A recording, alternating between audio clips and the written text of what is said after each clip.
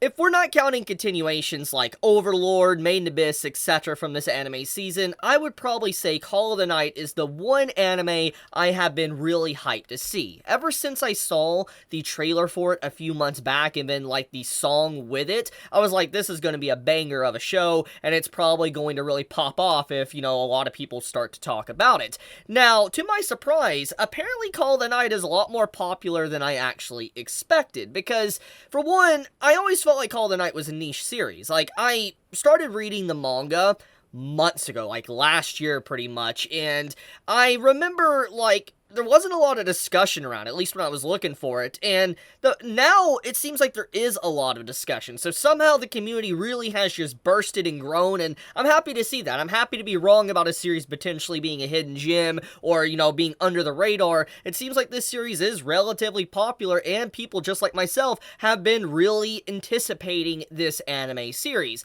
This is a must-watch anime. For instance, if you need to watch anything from this anime season that is actually brand new and isn't a continuation, I would 100% recommend Call of the Night. It is an anime I think many would love if you're, let's say, a fan of Spy Family, if you're a fan of Kaguya, if you're a fan of fantasy, if you're a fan of vampires, etc. You're gonna fall in love with this series. It's a really good show, or a really good manga, really good story, and if the anime continues what it did with its first episode, we're in for quite the roller coaster, in for a journey that's gonna just blow our minds. But let's give a few more details to what this project is, how long it's going to be, etc. So, from what I can kind of dig up, apparently Call of the Night is going to be around 13 episodes, so basically one core long. Now, if it can get a season 2, probably. There is a lot of content there for a potential season 2, depending on how far, season 1 gets. So, if this continues to be popular, I can definitely see a season 2 in the future. Now, the studio that is apparently working on this is LIDENFILMS, the same studio that's worked on countless other shows in the past. They have made a lot of gorgeous looking anime over the years, and so because of that, it makes sense that once again another anime from them would be very gorgeous, and they always have this very unique color palette that they add into their shows. For instance, throughout this first episode of Call of the Night, the color palette for just the background art alone speaks for itself of just how beautiful it is, and I feel like it really brings out the art of the manga, because when you're reading a manga, obviously it's black and white, and there's no color in it besides, let's say, a color page, and maybe a special color cover for maybe a chapter or something, but most of the time, it's always just black and white. This can be said for all of manga, and so you have the anime taking some of the beautiful artwork from the manga and just coloring it and bringing it to life. And I love how crisp the entire episode looks with just the way the purples, the pinks, the red hue, and just like the blues and all that. The way the colors are used throughout the episode, it is beautiful and brilliant usage of kind of mixing up a lifestyle of a vampire and a human, because it's like, they want to make it feel like it's a city, but also make it feel like it's a fantasy as well. And that's the tone that the episode gives you. Now, speaking of tone and vibe and what the series is doing, I love how the opening really just represents what the actual premise of the story is. For instance, the entire life of our main character Yamori, his life being turned upside down. You even see this concept used at the end of the episode with our main female character Nazuna that, grabs Yamori and starts flying up in the air with him and flips him around, spinning, etc. It shows that she is literally turning his life upside down and changing his perspective of the world in a different direction. And I really like that concept, because obviously you can easily see that your life would change forever if you were to encounter like a fantasy creature or a vampire, but I do like how in just general it just showcases that he is experiencing things that's just not vampires, but also experiencing just how the nightlife can actually be and how different it is from the normal daylight that he normally has walked in throughout his entire life.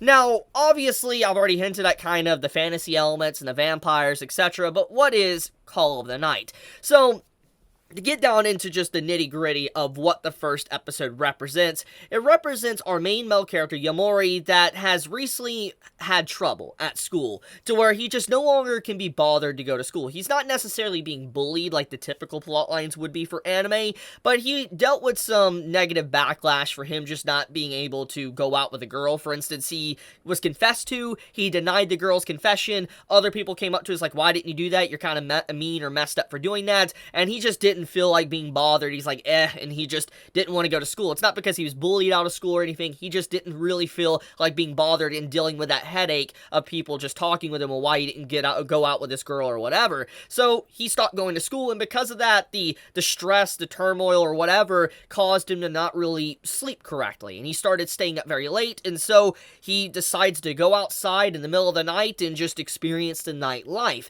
And you see the whole concept of this, of how he doesn't really know what to do, how to really experience the nightlife, because it's brand new to him. If you're someone at the age of 14, someone that has lived your life normally, just, going to school throughout the day, going home, and then going to sleep throughout the night, and then waking up and stuff and doing that routine, obviously breaking that routine and going outside in the middle of the night and seeing just the entire night lights and all that is going to change your perspective of the world. And so he has so many new experiences throughout the episode, and it shows that, for one, how free and open the nightlife can be. For instance, sometimes nightlife allows you to do things that you normally wouldn't do in a daylight setting. Example of this is seeing like the individuals, the three men that were sitting on the bench after drinking and all that. They were very hammered and they just were out of it for the most part. But you have Yamori and Nazuna that was able to confront those individuals and just do a brief like, hey, yo, and, be very close and personal with them without having to be very professional.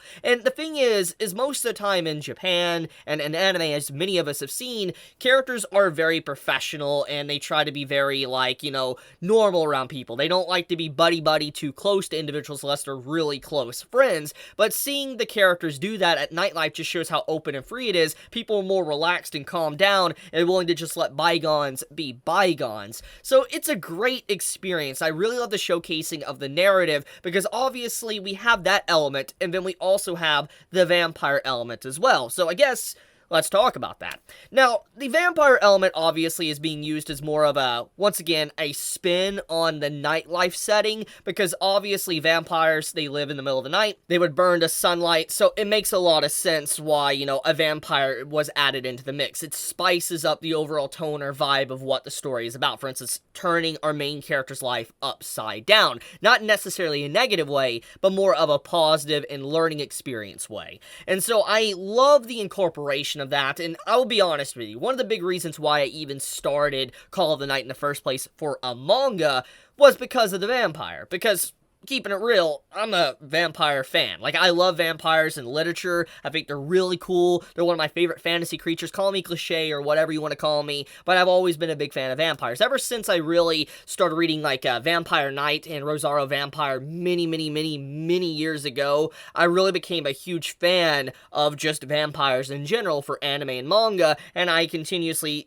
seek out more stories like that. Just stories about vampires and just seeing romance around that type of setting as well is very interesting to me. And even if it's cliche and it's been done over and over again, there is ways to really freshen it up and make it very interesting. Now, in this series, obviously, there isn't a lot of drama and there isn't a lot of seriousness. For instance, you would expect the secret of finding out that, our main female character, Nazuna, is a vampire would lead to Yamori potentially getting killed or in danger, but that's not the case, actually. The entire reveal of her being a vampire goes pretty much unhindered. For instance, A-OK, she's a vampire, and then they get to experience the nightlife together, and she's willing to help him through the night, etc. So it's a very interesting concept. I think Call of the Night really has a lot going for it, and like I said, as a manga reader that knows what's going to happen, I think that this is a great adaptation, and it definitely has elevated the source material to a whole other level,